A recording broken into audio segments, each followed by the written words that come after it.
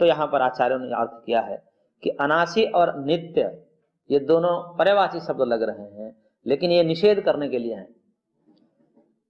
न नासी अनासी ऐसा हो जाएगा, और न नित्य अनित्य को नित्य कर दिया, नित्य का मतलब भी अनासी ही हो गया।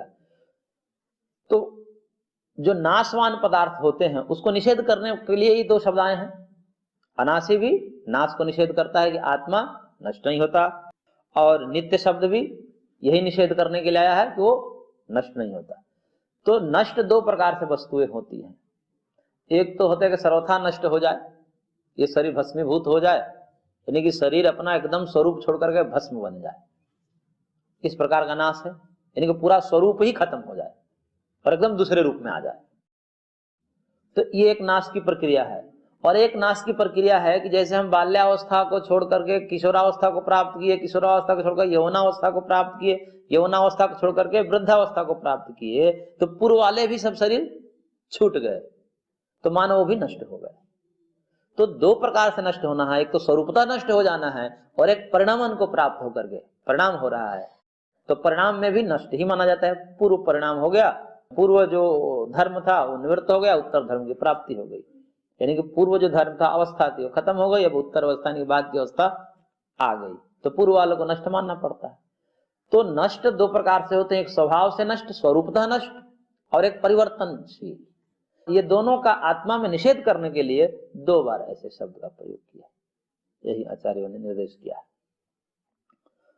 कि वो उसको ऐसा भी नहीं होगा कि आत्मा स्वरूपता नष्ट हो जाए, ऐसा भी नहीं है, और ऐसा भी नहीं है कि आत्मा पहले कुछ था और फिर बदल के जो है कुछ और हो गया, ऐसा भी नहीं है।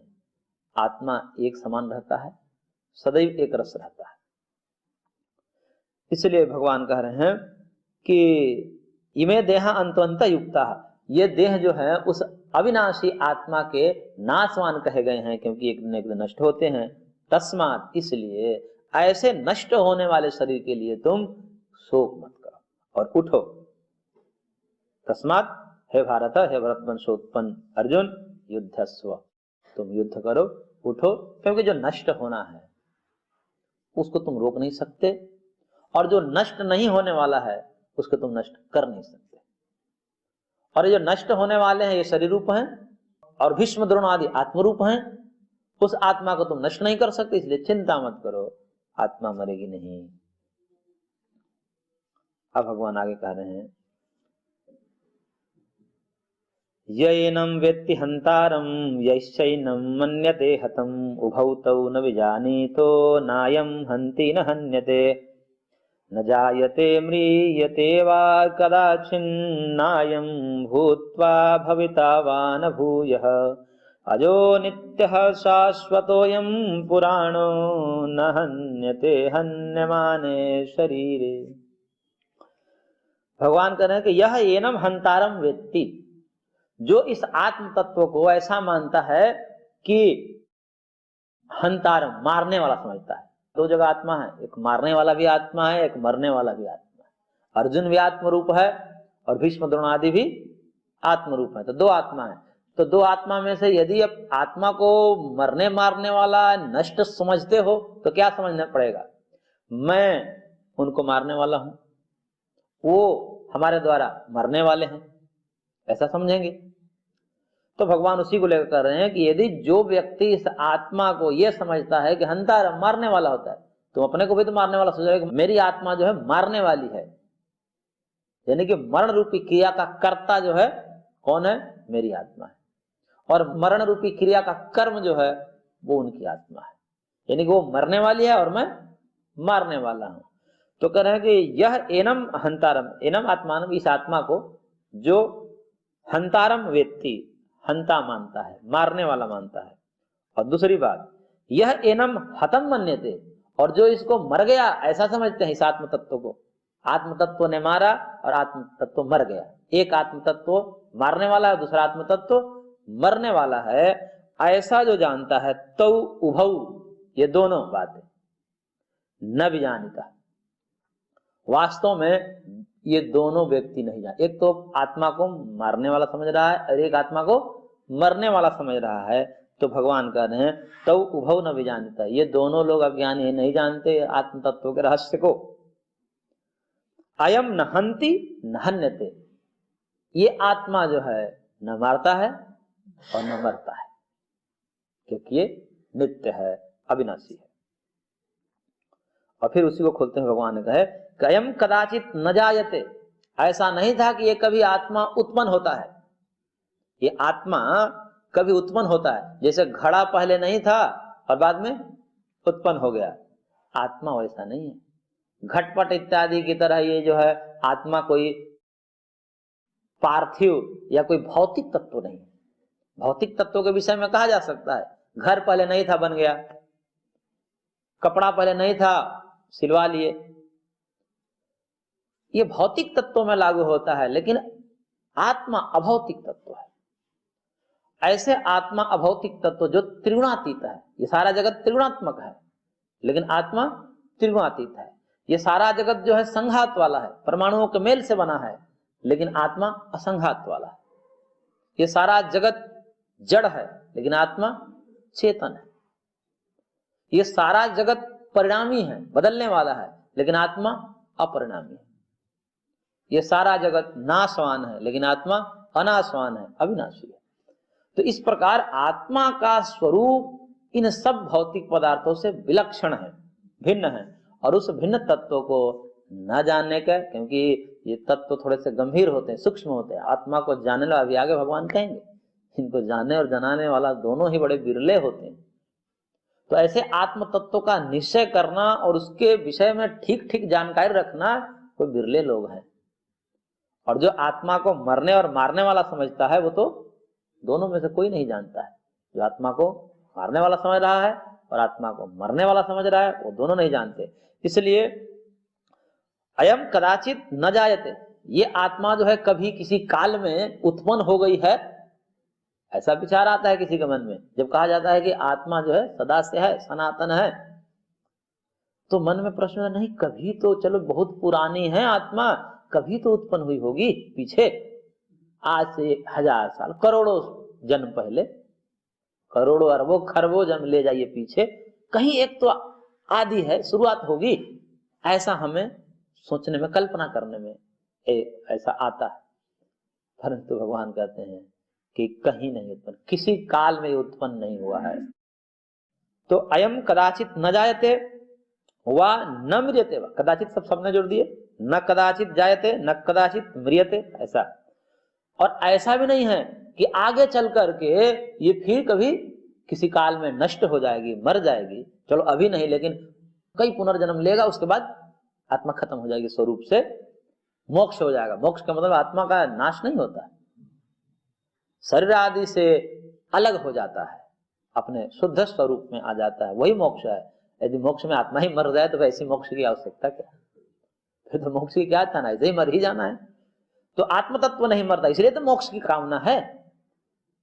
मैं रहूं, दुख न रहे, दुख नष्ट हो जाए, नहीं तो फिर तो वही बात हो जाएगी, ना रोग रहे न रोगी। ऐसा इलाज करता है एक डॉक्टर कि न रोग रहा न रोगी। इलाज ऐसा थोड़ी होता, इलाज है कि रोग न रहे, रोगी रहे। तो ऐसे आत्मा को एक रोग लगा है, भव रोग, तो उस भव रोग को हटा दीजिए, लेकिन रोगी जो आत्मा है उसकी सत्ता बरकरार रखिए। बौद्धों का सिद्धांत तो शून्यवाद मानते हैं, वो आत्मा को शून्य में समाहित कर, बोले खत्म सब कुछ, आत्मा भी खत्म। तो घर के बौद्धों की बात आत्मा नहीं है, उनकी आत्मा रोज रोज मरती है।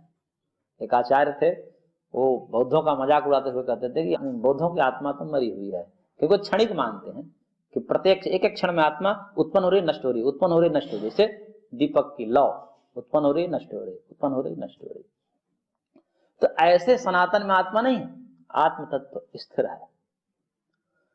तो वो कभी मर जाए, किसी काल में आत्मा मर जाए, यानी कि नष्ट हो जाए, ऐसा भी नहीं है।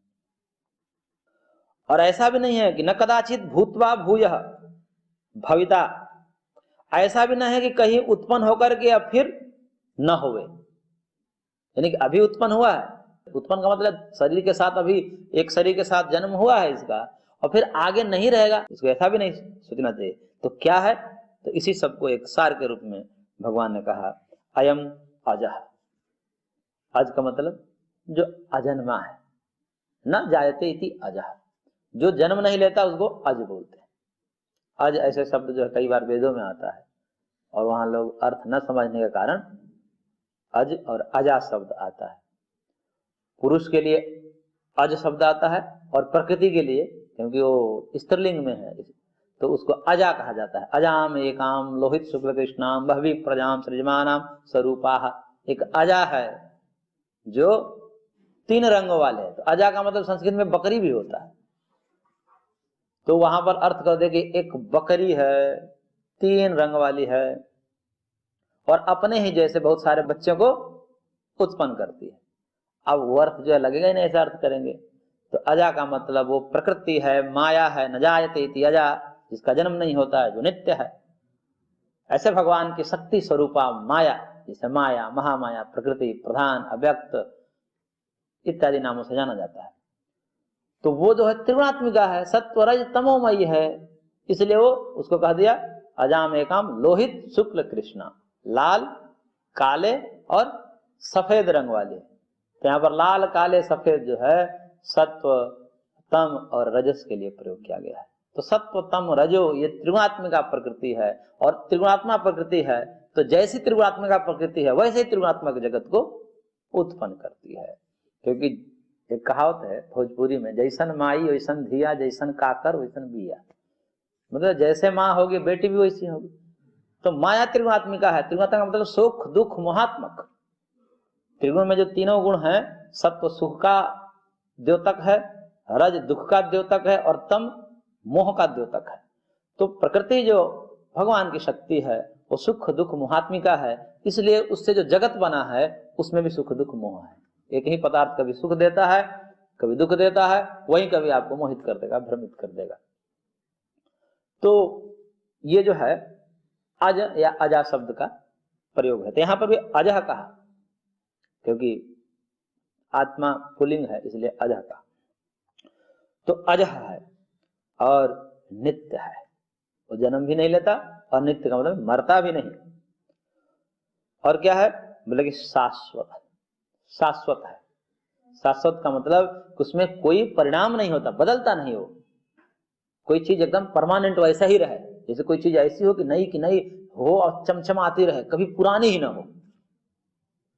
तो ऐसे अपरिवर्तनशील पदार्थ को शाश्वत कहते हैं, जो अपरिवर्तनशील हो, एक जैसा रहता, कभी पुराना नया नहीं होता, और इसलिए वो बदलता नहीं है। और कैसा है तो कहने का पुराना, बहुत पुराना है, आज का नहीं है, ये बहुत पुराना है, यानी कि पुरातन है।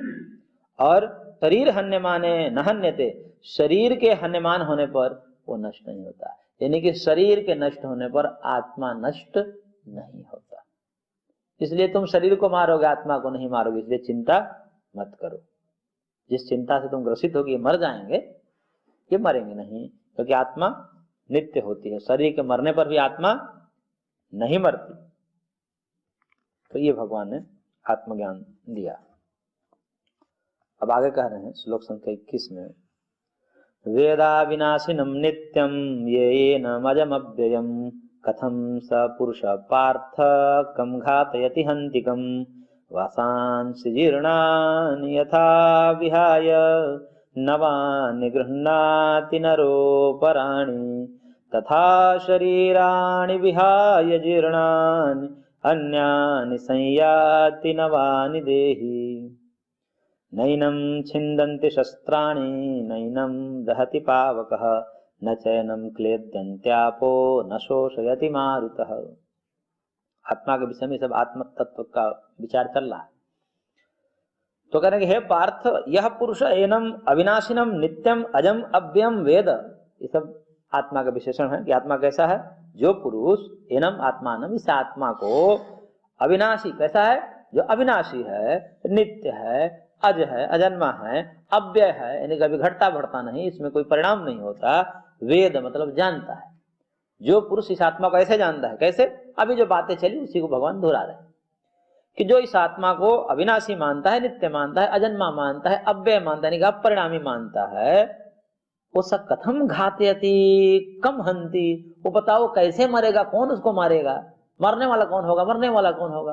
अर्थात न कोई मारने वाला है उसको, न कोई मरने वाला है। तो इस प्रकार यहाँ पर भगवान कहे उसको कोई मार नहीं सकता और न कोई आत्मा किसी को मार सकता है। यानी कि मारने रूपी क्रिया का दोनों कहने का तात्पर्य यह है कि वो मर जाएंगे, और वो जब मर जाएंगे तो मैं क्या होऊंगा, मैं मारने वाला होऊंगा। मारने रूपी क्रिया का मैं करता हूंगा, इसलिए मैं पापी होऊंगा, मैं पाप कर्म करूंगा। तो भगवान कहे तुम पापी भी नहीं होगे। एक ही बात है, दोनों बात करें कि वो मरेंगे भी नहीं और मर जाएंगे, अपने हैं मर जाएंगे तो उनको दुख होगा, ये भी मत सोचो। और दूसरी बात ये सोच रहे हो कि मैं मारने वाला हूँ, मेरे को पाप लगेगा, तो तुम मारने वाला भी नहीं हो, क्योंकि आत्मा न मरने वाला है न मारने वाला। ये एक सिद्धांत है, आगे भी भगवान कहेंगे कि आत्मा को अकर्ता कहा जाता है। आत्मा कुछ करता नहीं है, करने वाले जो होते हैं देह इंद्रिय प्राण अंतःकरण होते हैं, जो जड़ है, यही करने वाले होते हैं। आगे भगवान कहेंगे प्रकृति है क्रियमाणानि गुण ही कर्माणि सर्वशः अहंकार विमूढ़ात्मा कर्ता अहमिति मन्यते। भगवान कहेंगे कि ये सब चीज प्रकृति का है। प्रकृति का मतलब ये देह इंद्रिय प्राण अंतःकरण, ये सब प्रकृति के सब विकार है। सांख्य में जब हम पढ़ते हैं तो त्रिगुणात्मक प्रकृति है, त्रिगुण को प्रकृति कहते हैं, सत्व रज तम को प्रकृति कहते हैं, और उस प्रकृति से ये बना सब हमारा अस्तित्व है। जो भी जो आपको दिख रहा है इस जगत में वो सब प्रकृति का ही संरचना है। दो प्रकृति होती है, एक कार्य प्रकृति होती है, एक कारण प्रकृति होती है। यहाँ पर जो प्रकृति से मैं बोल रहा हूँ वो कारण प्रकृति है, जो माया रूप है, अदृश्य है, वो दिखाई नहीं देती। और वही जब कार्य रूप में परिणत होती है तो दिखाई देने लगती है, जगत के रूप में, देह के रूप में, इंद्रिय के रूप में, अंतःकरण के रूप में दिखाई देने लगती है। तो भगवान कहेंगे कि वो करने वाले जो होती है वो प्रकृति होती है, हमारा शरीर ही करता है, मन बुद्धि अंतःकरण ही करता है, आत्मा कुछ नहीं करता। अभी बात विचित्र है। जैसे कोई कहे कि कोई यंत्र है, जैसे जेसीबी है, गड्ढा खोद रही है, तो क्या कहा जाएगा, कौन खोद रहा है, जेसीबी खोद रहा है कि ड्राइवर खोद रहा है। तो यही कहा जाएगा जेसीबी खोद रहा है तो ड्राइवर को, ड्राइवर तो बैठा है, ड्राइवर बैठा है, यही कहा जाएगा। ड्राइवर कुछ नहीं कर रहा है, ड्राइवर बैठा है। लेकिन उतने में कर्ता मान लेते हैं कि बैठने मात्र से उसमें भी कुछ थोड़ा सा सहयोग हो ही रहा है, इसलिए उतने मात्र से उसको कर्ता मान लेते हैं। लेकिन वास्तव में देखा जाए तो कोड़ने रूपी क्रिया का, खुदाई रूपी क्रिया का सीधा संबंध किससे है, जेसीबी से, ड्राइवर से नहीं है। ऐसे ही जो भी कर्म हो रहे हैं हमारे द्वारा, उस कर्म का सीधा संबंध किससे है, आत्मा से है कि देह आदि से है, देह इत्यादि से। तो आत्मा क्या हुआ, अकर्ता हुआ, देह आदि ही करता हूं। तो भगवान देखिए कितने गुण विषय से बता रहे हैं, कह रहे हैं कि चिंता मत करो, तुम भी आत्मरूप हो, वो भी आत्मरूप है, वो न मरने वाले हैं न तुम मारने वाले, क्योंकि मारने वाले कौन है, देहादि है, और तुम देहादि से अतिरिक्त हो। अपने को मान लो कि मैं मारने वाला नहीं हूं और अकर्ता होकर के कर्म करो। ये बहुत बड़ी बात है, कहने में सरल है, अकर्ता होकर के कर्म करो। अब अकर्ता भी हो कर्म भी करो, ये परस्पर विरोधी बातें हो जाती है। लेकिन यही समझना कर्मयोग है, पूरा कर्मयोग यही है। कर्मयोग का सार यही है कि अपने को अकर्ता मानकर कर्म करे, यंत्र की भांति कर्म करे। महाराज जी का एक वाक्य है, यंत्र की भांति कर्म करे। यंत्र की भांति कर्म मतलब अपनी बुद्धि लगाना छोड़ दो। भगवान ने जैसा कहा है बिना विचार कर दो, फिर तुम्हें पाप नहीं लगेगा। क्योंकि यदि राजा के आदेश से कोई यदि सिपाही कोई कर्म करे, किसी को मार भी देगा, उसको पाप नहीं लगेगा। बोले आदेश है, हम क्या करें, उसको पाप नहीं लगेगा। राजा आदेश देगा मारो, तो यदि बिना दिमाग लगाए वो मार दिया तो पाप नहीं लगेगा। और यदि वो राजा कह रहा है कि मारो और नहीं मारा तो पाप लग जाएगा।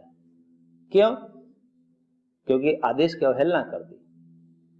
अब उसमें इसमें अपना दिमाग लगाने लगे तो पाप लग जाएगा, और बिना दिमाग लगाए मार दे तो सामान्य रूप से आपको लगेगा कि तो कर्म जो है हिंसक कर्म किया, लेकिन फिर भी भाव नहीं है उसके अंदर से, कोई भाव नहीं है, मारने का भाव नहीं है उसके, मैं मार रहा हूं ये नहीं है, मेरे से मरवाया जा रहा है, मैं क्या करूं।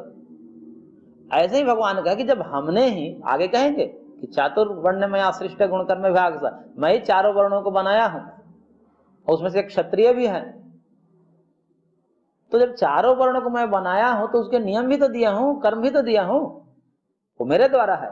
और उस एक कर्म, छात्र धर्म एक कर्म है, और क्षात्र धर्म क्षत्रियों का अपना धर्म है, और मेरे द्वारा बनाए हुए कर्तव्य का कोई पालन नहीं करता तो पापी होगा, अवहेलना करेगा। और तुमको लग रहा है कि हिंसक कर्म है, तो तुमने थोड़े ये कर्म बनाए हो, वो कर्म तो मैं बनाया हूं। तो इसलिए ये भी चिंता छोड़ दो, मैं बनाया हूं कर्म को कि क्षत्रियों को युद्ध में मारना और मरना है। ऐसे हिंसक कर्म को यदि मैं बनाया हूं तो मैं तो बुद्धिमान हूं, ये समझ लो, तो तुमको पाप नहीं लगेगा। इसलिए अकर्ता होकर के कर्म करो, अपने को कर्ता मत मानो, मैं मारा हूं ऐसा मत बोलो, और न सोचो, न भाव रखो। मैं क्षत्रिय में उत्पन्न हुआ तो क्षत्रियों का एक कर्तव्य होता है, मेरे को इनको मानने से कोई रुचि नहीं है। लेकिन अब क्या करें, हम अपने स्वधर्म से, अपने कर्तव्य से विवश हैं, हमें अपने धर्म में चलना है, अपने धर्म से विवश, हम क्या करें। हमें इनसे द्वेष है ऐसा नहीं, द्वेष भाव से मत मारो, न राग भाव से युद्ध करो, राग द्वेष से रहित होकर के कर्म करो, तो फिर तुम्हें पाप नहीं लगेगा। तो भगवान ही कह रहे हैं कि इस जो है अविनाशी अज नित्य आत्म तत्व को कौन मार सकता है, कौन मर सकता है। यानी कि न मारने वाला है कोई, न मारने वाला, तुम भी पापी नहीं बनोगे और वो भी नहीं मरेंगे, तो फिर क्या होगा, कर्म तो होगा कुछ न कुछ। तो कह रहे हैं कि जिसको तुम मरना समझ रहे हो, मरना नहीं है, अपितु जो है यथा नरह जीर्णानि वासांसि विहाय, जैसे मनुष्य जीर्ण पुराने वस्त्र को त्याग करके और अपराणी नवानि गृह्णाति, नए वस्त्र को धारण कर लेता है।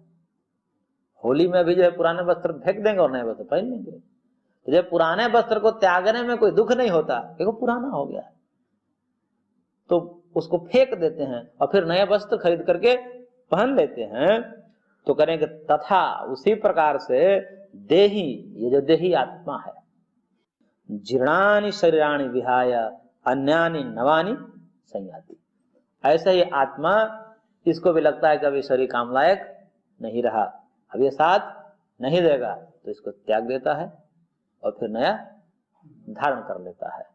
तो इसलिए जिनको आपका समझ रहे कि मर जाएंगे, वो मरेंगे नहीं, अपने कर्मों के अनुसार फिर उनको शरीर मिलेगा और फिर अपना सुख दुख चलेगा, ऐसे ही चलता रहेगा। इसलिए कोई मरता नहीं है, न कोई मारता भी है। तुम ये भी मत सोचो कि मैं मार रहा हूं, इनके कर्म इनको मार रहे हैं। ये ऐसे कर्म ना करते तो क्यों युद्ध होता।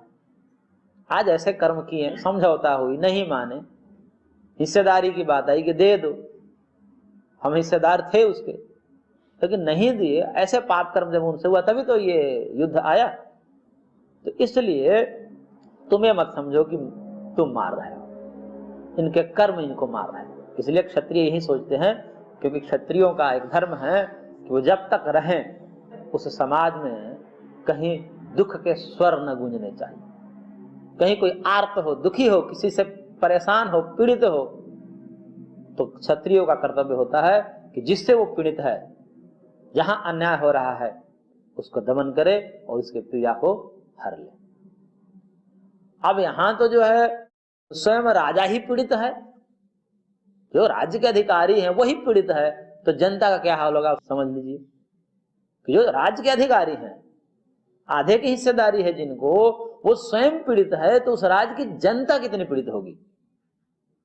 जनता को तो दुर्योधन कब क्या करता है, उसकी क्या आतंक होगा, ये आप कल्पना कर सकते हैं। कि जो राजकुमार से नहीं डर रहा है, वो जनता को तो त्राहिमाम जनता करती होगी। तो इसलिए ऐसी स्थिति में उसको हटा करके और एक धर्मराज की स्थापना अनिवार्य हो जाती है। तो इसलिए भगवान ने कहा कि ऐसा सोचना छोड़ दो कि मैं मार रहा हूं, ये सोचो कि इनके कर्म मार रहे हैं, ये अपने कर्मों से मरेंगे, और ये मरेंगे भी नहीं।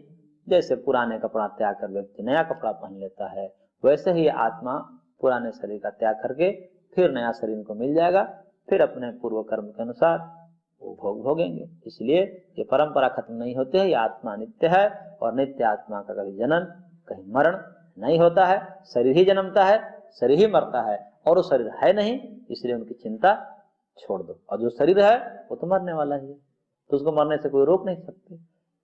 तुम नहीं मारोगे तो भी मरेंगे ही, क्योंकि ऐसा कर्म ही किया है। तो इस प्रकार से भगवान ने यहाँ पर आत्म तत्व के ज्ञान दे करके अर्जुन के शोक को दूर करने का प्रयास कर रहे हैं। ये प्रयास और आगे भी जारी रहेगा। आज की कक्षा को हम यहीं पर विराम देते हैं, शेष अगले अंक में।